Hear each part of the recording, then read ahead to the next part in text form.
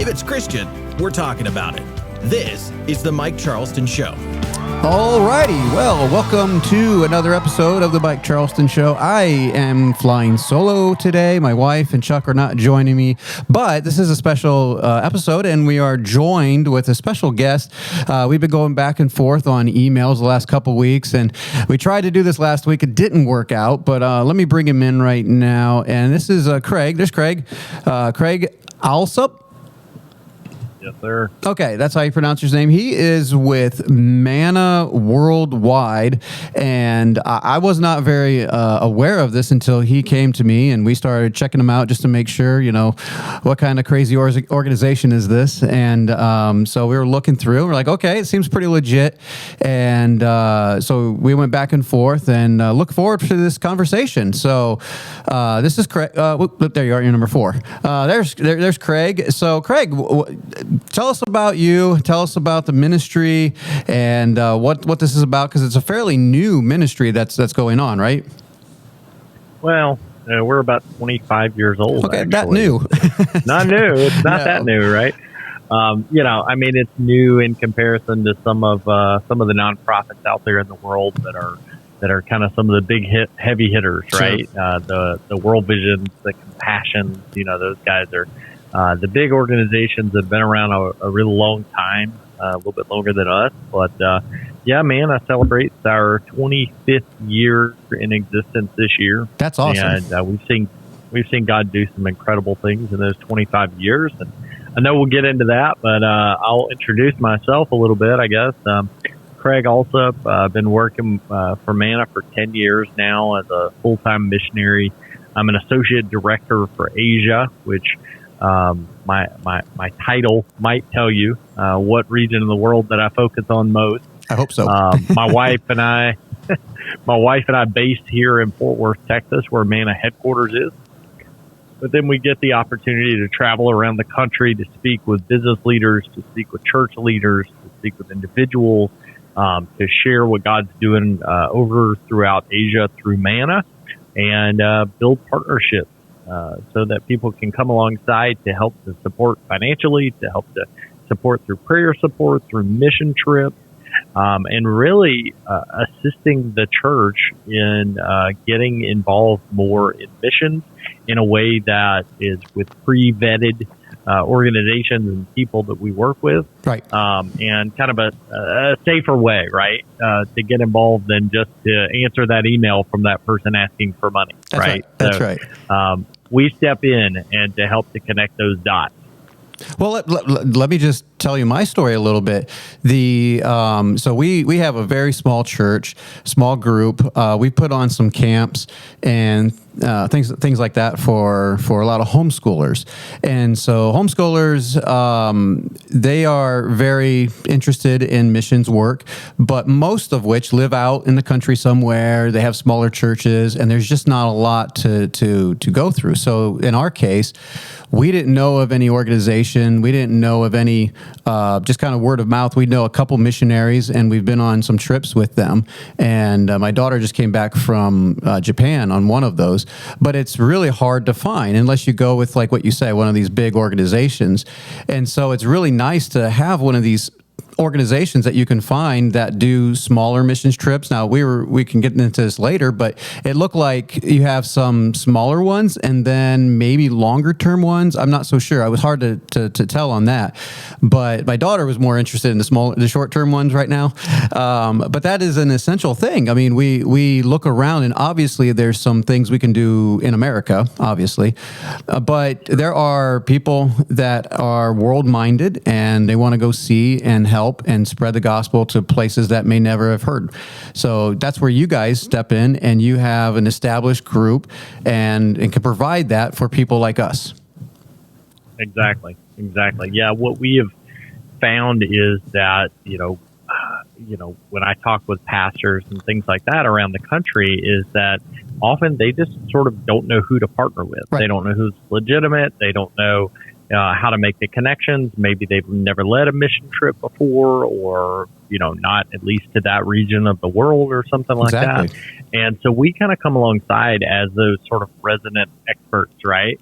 Where we're saying like, hey, we've got the partnerships, we've already got projects, we've got churches and orphanages and nutrition centers, schools, medical clinics, all these things that your church can come alongside to partner with, to support through prayer and financial support, obviously, and also to be able to go to.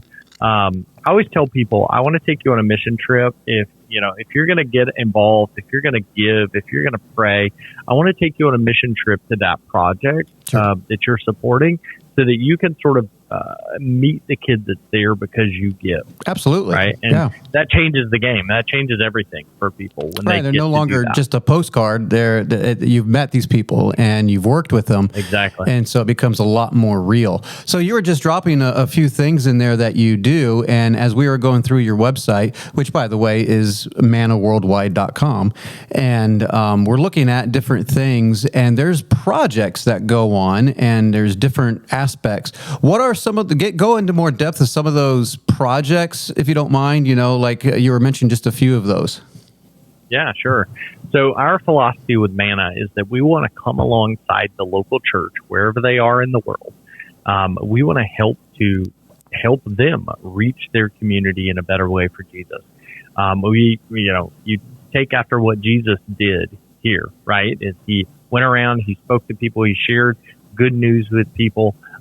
He challenged people, but he often fed people. He provided for those around him, right? And so we want to come alongside and do that. So local churches that we work with around the world in almost 50 countries now, generally they come to us, or we are referred to them by somebody we already work with, to this pastor who's there, or to a missionary who's there. Okay. And we come to meet them and we say like, okay, what are you doing? What's your church look like? What does your community need? How can we support your community better in a way that sort of opens the door for the gospel for your church? Right. And so we have orphanages alongside local churches, nutrition centers alongside these churches, medical clinics. We're digging water wells in many places around the world alongside these churches. Really, we're looking at what does that community need to lift them out of physical poverty, because we know that often, people can't hear the gospel over their stomach growling. Right. And so if we can come alongside these folks, we can come alongside these churches, we can help to lift that church up in that community and help them to help the community. Gotcha. So that the church grows, people come to faith in Jesus, but also this physical poverty needs to get met. Absolutely. No, I mean, it's so it sounds like the local church, wherever it is, whether it's in Cambodia or the Philippines or whatever, they kind of have certain needs. So you kind of tailor it to whatever is needed at that moment. And then you kind of help provide support for that. And then the project, because I was looking on because my daughter, she's interested in missions and things like that. So I was like, well, hey, maybe this is a good opportunity. And so I'm looking at it, and it does seem like there's some open-ended projects where anybody can join, and then some that are specifically for a particular church or something like that. Right. So you can't join those unless you're part of that group or something like that. Right. Yeah. We have trips that are, a week to 2 weeks long, basically 7 to 14 days. And some of those trips will be open to just the church that sort of sponsors a project in that country and wants to go on that specific trip. Some of those trips, however, are open to individuals. They're open to a small church group to kind of partner in. What I found is a lot of my trips to Asia end up being like a couple different church groups maybe join in together. Sure. And then maybe you still have 2 or 3 individuals that sort of just find us and join. Right. Right. And so I always have the opportunity, the responsibility to sort of make sure that these churches sort of match, that, that I help to facilitate them to merge well as a group. Sure. Yeah. Something that makes sense. We have trips. Yeah. Right, because like you were saying, like, so you're not really affiliated with a certain denomination either, are you? So we were started by a independent Baptist missionary to the Philippines, Bruce and Pam O'Neill. Okay. They got there to the Philippines, planted a church, and then looked outside the gates and basically saw kids hungry and Yes. without education. Yes. Started doing something about it, and this thing was launched, right, 25 years ago. But I would say that, our sort of our roots are from that independent Baptist lane, but we've branched out now to expand that to, we have Sure. Bible churches, we have all types of different Baptist churches, we have non-denominational churches, Right. and really everything in between that come alongside and say, hey, we believe, the same core things. Let's go at this together. Absolutely. Absolutely. No, I was kind of looking at that. I'm like, they're not necessarily affiliated with a group, which is nice, because then there's a lot of non-denominational churches out there nowadays. That seems to be the trend. And so anyways, it's funny because our youth group, when I was, I'm showing my age now, like some 35 years ago, we went to the Philippines, and we worked with a missionary there and in Manila, and it was in the garbage dumps, and whole cities of people living in the garbage dumps. We're talking 50,000 people and kids and things like that. It's heartbreaking, obviously. And I mean, they're no more special than the kid across the street. Everyone needs to hear the gospel. But still rips at your heart that, my goodness, these people are just so grateful for anything that you give them, and they're eager to hear a message of hope because they have no hope. And so when you say the Philippines, I mean, like, that's a special place in my heart there. But yeah, so tell us a little bit. You've been part of this ministry for 10 years, but have you been in the field before that, or what was your story to get there? Were you a missionary before this? No, we are sort of accidental missionaries. Okay. I always say Those are the best. my wife and I both went to university in Mississippi. Grew up in Mississippi. I went all the way through. Got a master's degree in counseling psychology. Okay. Thought I'd be a therapist forever, working with kids and teens. My wife got her master's in public health administration and thought she'd do that forever. But in 2005, we got married, so 20 years ago, at the time of this recording. And we got married in 2005. We decided that we wanted to sort of get out of Mississippi and go on what we called kind of a pre-life retirement. Okay, there you go. We decided that we wanted to go and travel and see things and do things before we got to retirement age, because everybody we'd ever known sort of wanted to get to retirement age and then do that. And we were like, that doesn't make sense. Let's do it now. Yeah, well, you can walk around and enjoy it. So, yeah. Right. Sadly, neither one of us are like trust fund babies. And so we went and got extra jobs. We bought and sold things on Craigslist and stuff like that. We ended up working for about 2.5 years and basically saving every single dime we could. And at the end of 2.5 years, we quit everything. We quit all the jobs. We sold everything we had. And we said, okay, we'll come back when we run out of money. and so we started traveling, and we went down to the South Pacific, to Fiji, to New Zealand, to Australia. And then we jumped up into Asia. And one of the things that we noticed, especially when we got into Asia, was just the desperate physical poverty around us. Sure. Having grown up in Mississippi, we sort of thought that we had experienced poverty, that we had seen poverty. Right. But to be honest, we had not in that way. And so God used that time to open our eyes to desperate physical poverty. And then we're in Bali, Indonesia, and in a shop. I'm in a shop. Jennifer's down the street, and witness over here 2 guys brokering a deal to purchase 2 kids for sex trafficking. Wow. And it completely wrecked me, shocked me, of course. Had no idea what to do. Sure. The kids were not there, thankfully, to be, so I don't know. Maybe it would have been better if they would have been. It would have been easier to help them. But really, that God used that to just open our eyes and our hearts to the desperate spiritual poverty in that region of the world, right? Because of the physical poverty, these kids are being trafficked and sold often because even their families sometimes are selling children into trafficking situations because can't afford to feed them, Right. And we had never known anything about that. And so God used this time in Southeast Asia to kind of open our eyes and our hearts to the need. And we decided we wanted to do something. We ended up volunteering in an orphanage in Nepal while we were there in Asia. And while we were in the orphanage, we fell in love with some kids there. And we decided to start financially sponsoring them. We met a missionary guy that was there, and we decided to financially start sponsoring him. And we finished our travels around the world. We ended up traveling 16 months, went to 76 countries on 6 continents. Wow. So we make it home from this life-changing trip. Our eyes are open to the needs of people, both, in physical poverty and spiritual poverty. We started to give more. We got real jobs. Right. We started to give more. We got friends involved in giving. We started leading a mission team here and there from our church. And our pastor came to us and said, "Hey, Craig, Jennifer, I can see that you have a heart for this. I want to introduce you to Bruce O'Neill, who founded Manna Worldwide." Yeah, nice. And he said, maybe he can give you some advice on sort of what you should do with your life.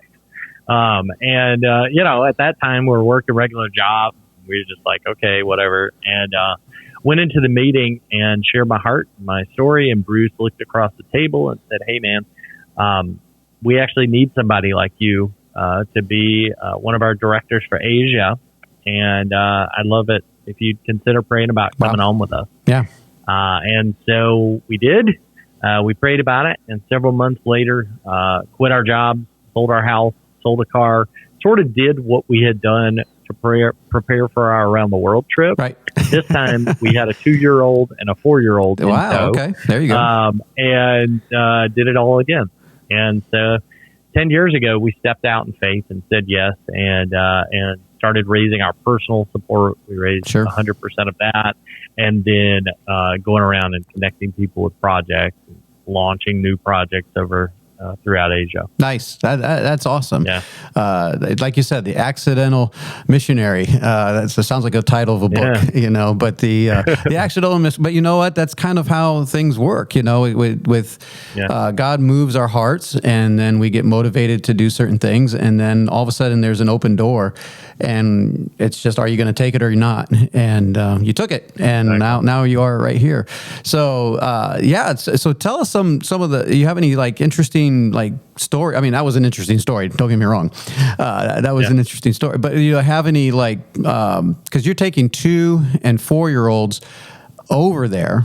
Now you're probably back and forth a good bit, and now they're probably 14 and 12 or something like that. If that was 10 years ago. Right. So that's a challenge in and of itself to be going back and forth and raising a family and all that. But so how long were you over there, and were you all in one spot, or were you just constantly going different places and everywhere?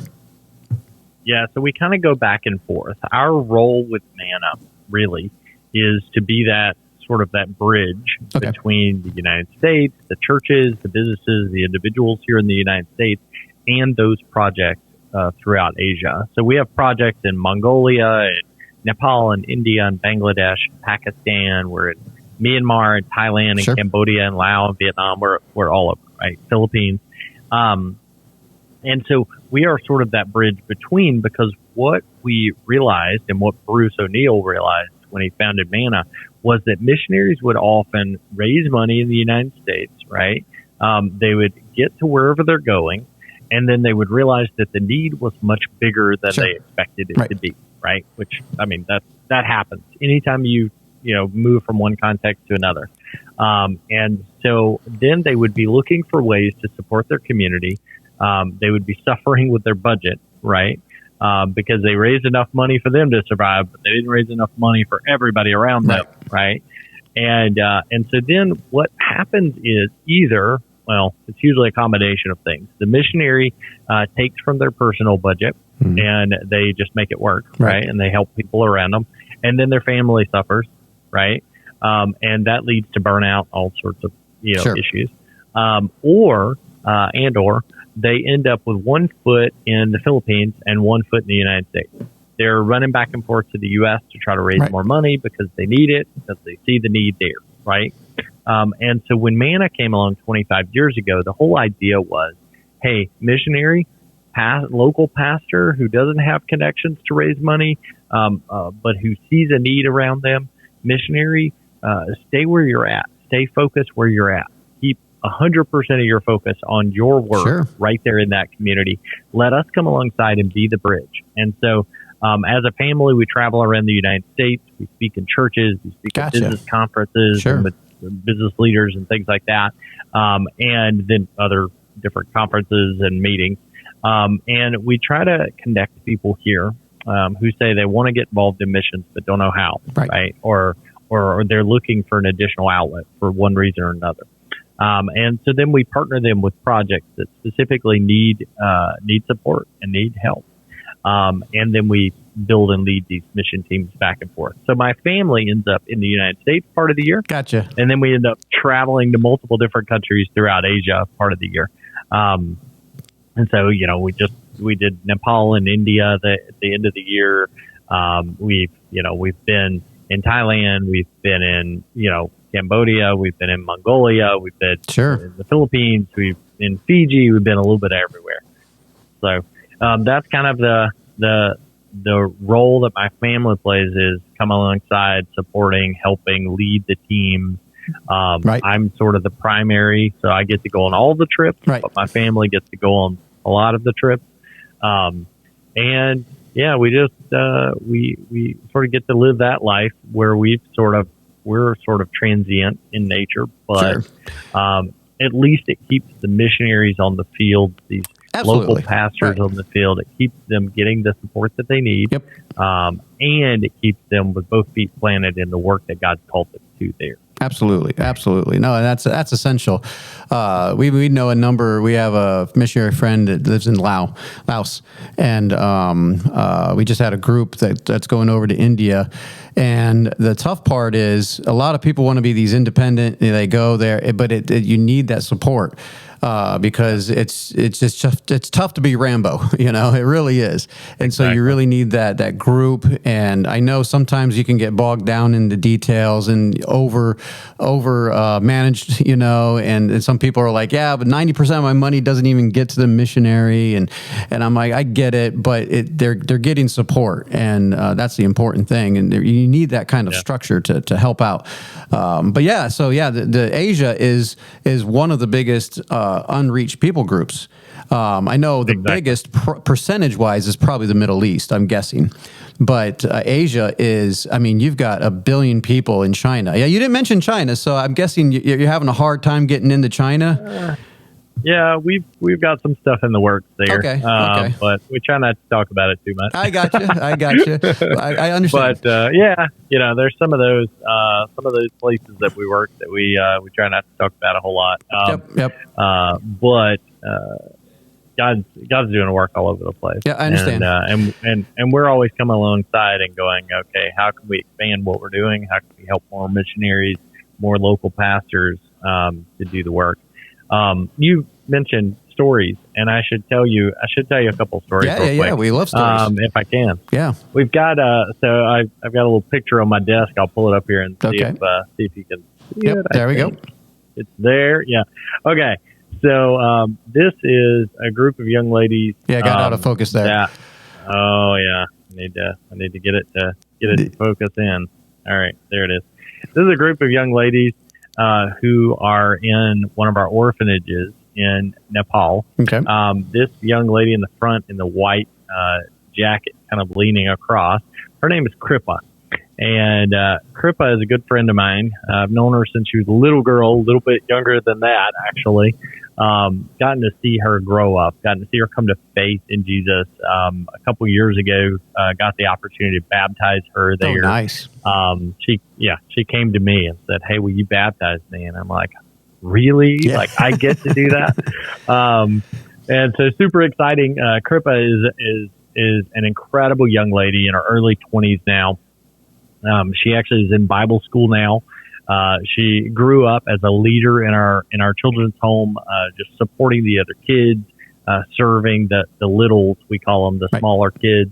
as she got to be a teenager. She actually learned how to play the drum and started playing kind of this, a kick drum is what I would call it. Like you sit on it, you play on it. That's what I do.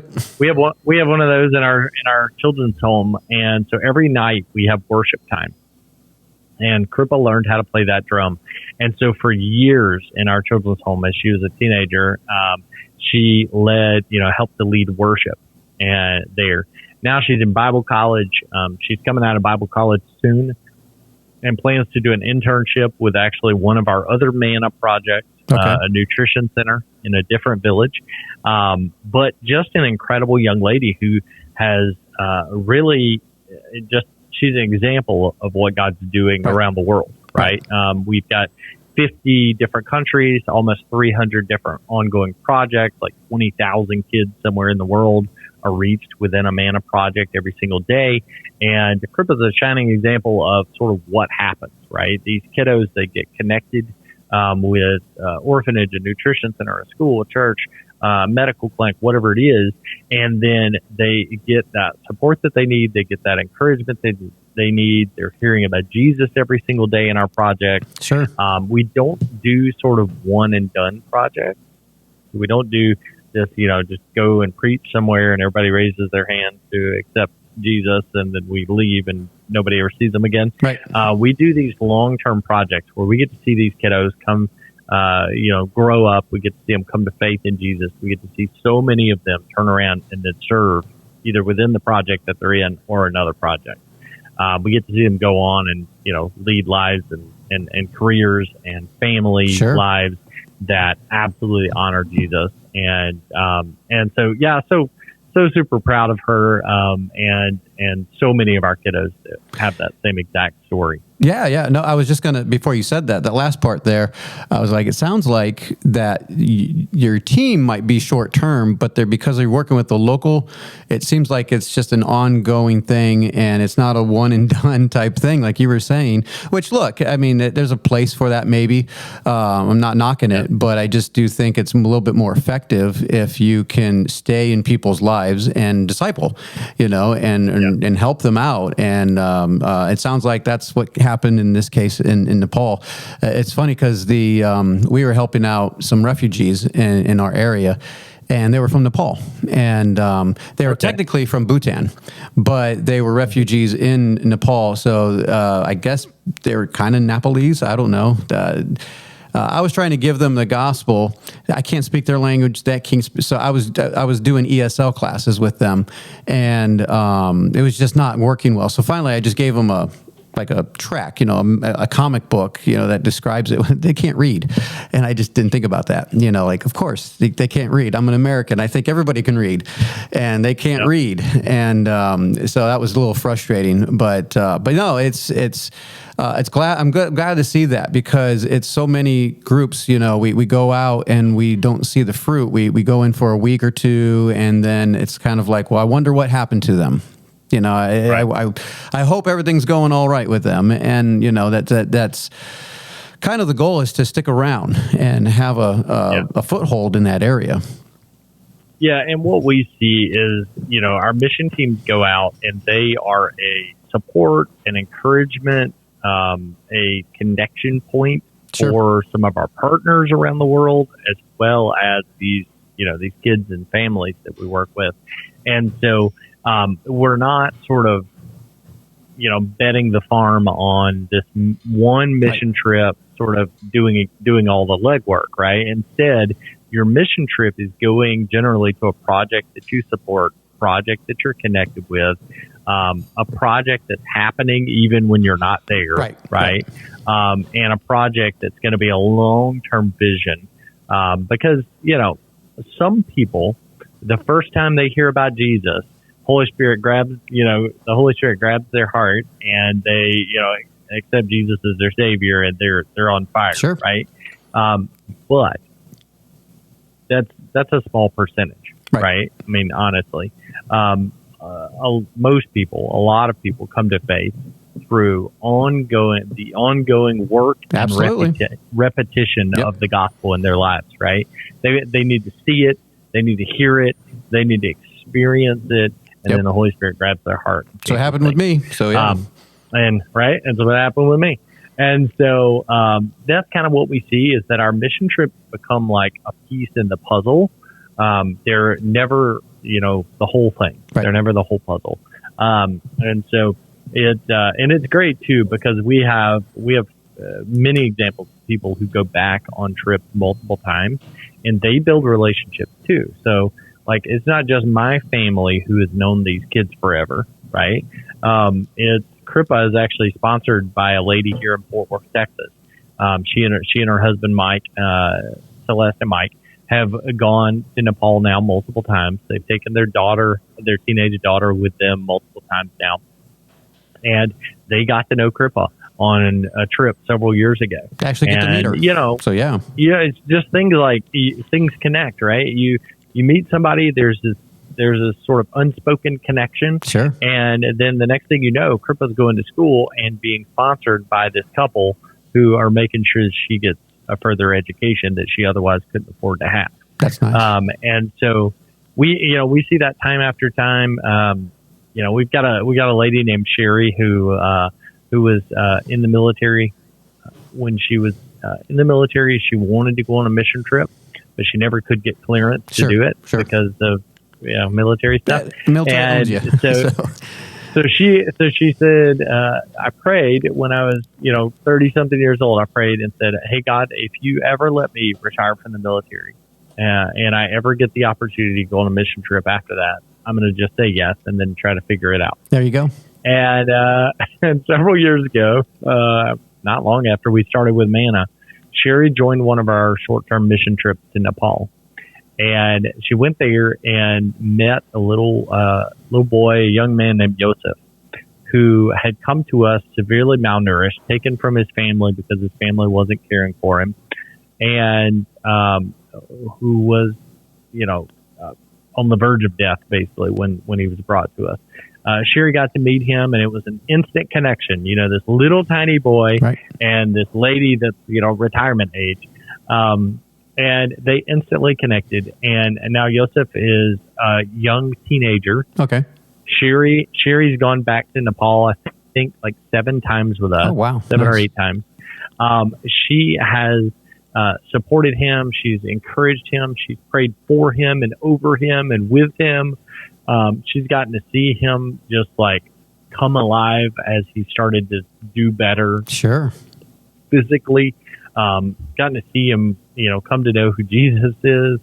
And it's been, and I think she would say, if she was, sitting here beside me today, she would say, the change that, this relationship has created for her life is just as great as the change that it's created for Joseph's life. I can believe that. Yeah. And so there's this give and take that happens when you connect with a person and you decide that they matter, right? That they matter to Jesus. Absolutely. And so they got to matter to you. Yep.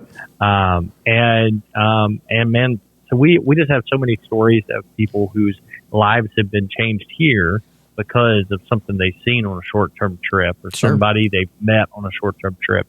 And, obviously the opposite is true. The people that we meet, we get to be a part of their lives and hopefully encourage them, and their lives are changed as well.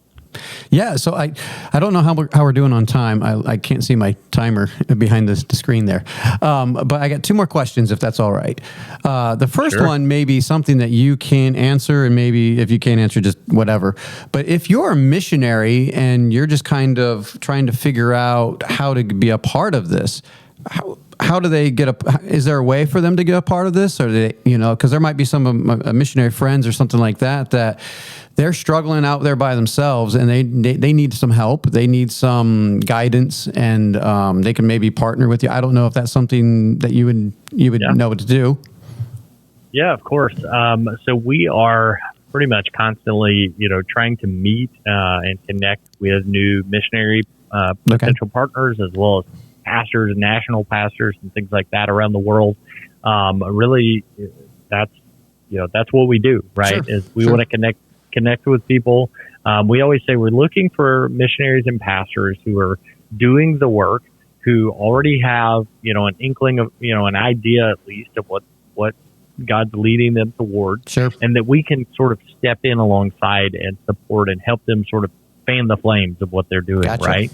And so, any missionary, obviously missionary or somebody that wants to get involved in some way, whether it's going on a short-term trip, whether it's, becoming a partner of ours on the field somewhere, Right. whether it's becoming a partner of ours here in the United States to support the work, they can always just send me an email at c.alsup@mannaworldwide.com.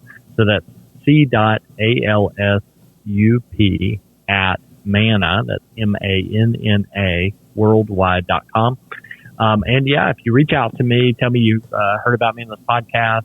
I'd love to answer questions. I'd love to give you insight into upcoming mission trips, projects that need connection and support, as well as ways to become a partner with Manna. Yeah, well, and I guess the next question is very similar and probably the same answer. I don't know, but if I'm just a kid, I'm a young person. Yeah, I want to do something. I've got time on my hand, and I'm like, hey, like my daughter, and she's like, I want to do something, or I don't know where you are in your life. Maybe you're retired, or you just want to experience something different, and you go to the website and you look at these projects. How easy? What do? They just contact you guys? Do they have to go through a vetting process? I'm sure some kind of vetting process or application or something like that. They just go to the website, right?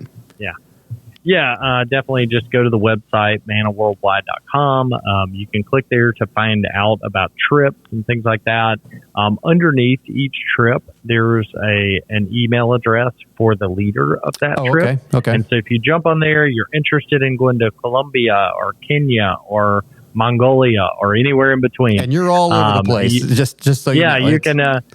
We've got directors for every region of the world. So if Asia is not your thing, obviously, you contact one of those other guys and just say, hey, here's what I'm interested in. I saw your trip coming up. Can you give me information about it? And we are always excited when we hear from somebody who's interested in our trips, interested in the mission that we're on to rescue kids from the grip of spiritual and physical poverty. Absolutely. And so, reach out to us. And if you're a young person that wants to jump on a trip, we want to support you in that. There is an application that you fill out. Basically, it tells a little bit about, what church you're a part of, some of that kind of information. Then we just usually have a conversation and try to get you on a trip. Sure, absolutely. Sounds like a plan. Because I know there's a lot of people out there listening. They want to get involved. I mean, that's one of the things on our show. We want to spread the gospel. We want to be disciples, and not just in America. We want to be world-minded. Jesus wasn't just for Americans, he's for the whole world. God so loved the world. And so that is a main thrust. And my wife would love to be on here. She is so missions minded, and she's been to almost every place that every place that she's been, you guys are there. She's been to Romania, San Salvador, and Guatemala, and all these different places down South America. But she was like really excited. Unfortunately, she couldn't be on, but because she had a lot of questions, and I said, "Well, write them down. I'll ask them," and she didn't. But that is or to email me. That's right. There you go. That's right. Go to the website, and that we will leave some of the information down here in the description. Down below, the email address, the website. If people are interested, families that want to go on these trips, contact them and go to the website, take a look. There is plenty to go through. Some of them are limited to just the churches, like you were saying earlier, but there's a lot of open ones. Just search through it, and there's probably new ones coming up all the time. So. I was going to say, the other thing is, if you don't see a trip on there that works within your schedule that you're interested in or whatever, still reach out to me. Shoot me an email, because we're constantly adding trips. Sure. And the thing that keeps me from adding trips sometimes is that I don't have 4 or 5 people at least who say, "Hey, I want to go." Right. Gotcha. And so, if you're in a small group and your small group wants to jump on a trip, if you are the pastor of a church and your church wants to get on a trip, if you are a family, and you want to take 4 or 5 people in a family, that gives us a base, and we can go ahead and build from there to Nice. get a trip started. Okay. Yeah, so contact them either way. If you're interested in trying out any of those things, go to mannaworldwide.com and check it out. Craig, it has been a pleasure. I'm glad that we got to meet and finally record and get this over with. You know, and I shouldn't say get it over with, but, you know, it just was a hassle the last time. I had technical issues. Joshua was not here. He's my guy to get me through.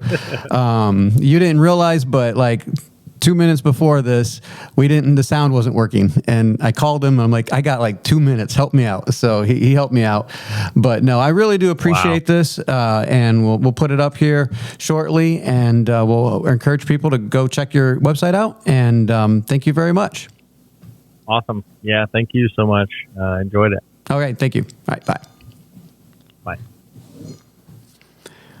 All right. Well, I appreciate that, Craig. All right. Yeah, that's good, and I'll edit that part out. But yeah, it's funny that you contacted me because we were actually going to shut down the show for a while, and this was going to be the last one, and then we're going to come back and probably do something different, just me and my wife or something like that. But take a break because we're just. After 5 years, it's been kind of crazy, but yeah, good bookend. And but yeah, I will definitely throw people your way. Have them check it out. Appreciate doing this, man. So yeah, I love it. Yeah, if you've got pastor connections or anything like that, man, that is, you know, as you might imagine, that's probably one of the most difficult things that I do is connecting with new churches, connecting with pastors. I can believe it. And kind of getting past the wall, right? Of you know, I don't know who you are. Why would I listen to you? Yeah, exactly. We already have a group, or we already, you know, whatever. Yeah. So I get it. So I have a number of missionary friends that would probably be interested. So I'll try to throw them your way. So okay, all right, man. Thanks, man. Appreciate it. Thank you. All right, bye. Appreciate you. The Mike Charleston Show is brought to you by Fellowship of Believers. For more information, go to our website at fellowshipofbelievers.org. Thank you for listening. We hope we have encouraged you to stand strong in the Lord Jesus and grow in Him.